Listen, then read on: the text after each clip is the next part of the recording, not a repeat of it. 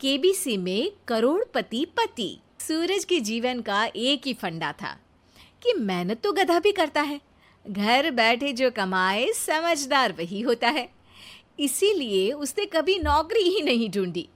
इस बात से हालांकि उसकी पत्नी शिखा बिल्कुल भी अग्री नहीं करती थी, पर फिर भी सूरज को समझाना बेकार था। टीवी में कैसे बनोगे करोड़पति का ऐड देखकर उसे लगा कि बस अब तो घर बैठे ही वो करोड़पति बन सकता है, और उसके पीछे उसने अपने सारे सोर्सेस एक्टिव कर दिए। 2 हफ्ते में उसके कलीग के साले के पड़ोसी के बेटे का सोर्स निकलता है जो कि उसे शो में पहुंचा सकता है, और सूरज उससे मिलने चला जाता है। अच्छा, तो हमें मुकेश जी बता रहे थे कि आप हमें शो में पहुंचा सकते हैं। हाँ, उसमें कोई तकलीफ नहीं है। मैं कल अगर कोशिश करूँ तो इसी महीने में आपका नंबर आ जाएगा। अरे ये तो बहुत बढ़िया हो गया।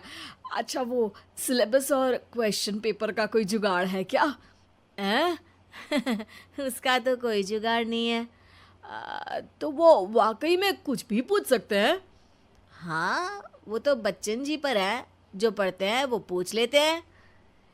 पहली कोशिश फेल होने पर अब सूरज के सामने एक बहुत बड़ा सवाल था कि आखिर जवाब कहाँ से लाए। तब शिखा ने एक सजेशन दिया, क्यों ना सूरज अपने चचेरे भाई सुमित से मदद मांगे, जो कि यूपीएससी की तैयारी कर रहा था। हालांकि इतनी मेहनत करना सूरज को समझ में नहीं आता था, पर कोई और रास्ता ना मिलने पर वो आखिर सुमित से बात करता है। अरे सुमित, हमारा कैसे बनोगे करोड़पति के लिए सिलेक्शन होने वाला है। तुम हमें थोड़े चिट बनाने में मदद करोगे क्या?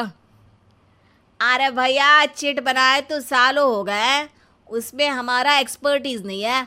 बल्कि आप बोलो तो हम आपकी पढ़ने में ज़रूर मदद कर सकते हैं। हट, कैसी अनाप शराब बातें कर रहा है तू।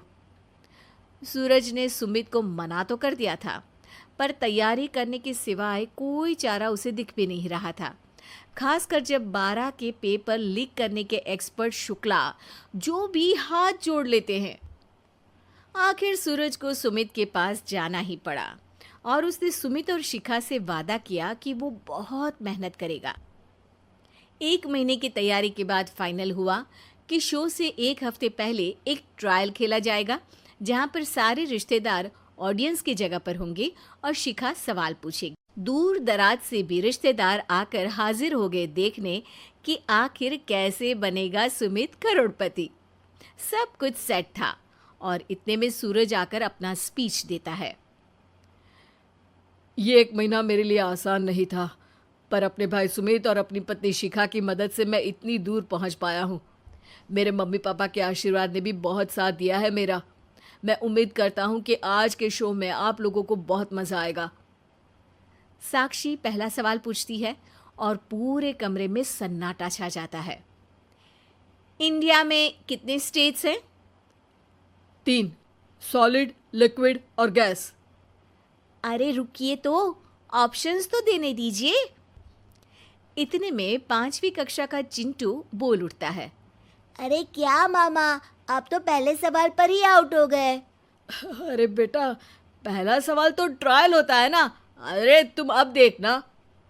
देखने जैसी बात तो थी ही। सूरज को इतना शांत किसी ने नहीं देखा था। कभी कभी तो लगता था मानो सूरज आंख खोलकर ही सो गया हो। मामा जल्दी करो प्लीज, कल सुबह पनवेल भी तो निकलना है। अरे हट, कंसंट्रेट करने दे मुझे।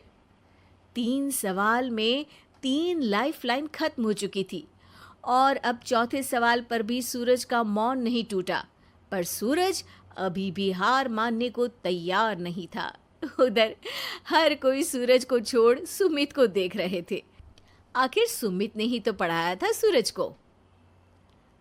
गजब बेइज्जती है यार। अरे बेटा, तो बाप का, दादा का, भाई का, सबका नाम बुड़वाएगा।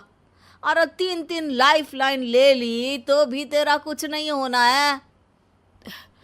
अरे कोई इतनी बात करता है क्या शो पर? अरे बेटा, शो पर तेरे जैसे भी तो नहीं आते ना। सूरज की ये जंग आखिर 1 घंटे बाद 5वें सवाल पर खत्म हो गई, जब उसने इंडिया के नेशनल बर्ड का नाम कहा, कौवा। अरे बेटा, मजा तो बहुत आया, बस थोड़ा टाइम पर खत्म होता तो आनंद भी आ जाता। ताने बारिश के बूंदों की तरह बरस रहे थे और सूरज को भी समझ आ रहा था कि ये करोड़पति बनना शायद उसके बस के बाहर की बात है।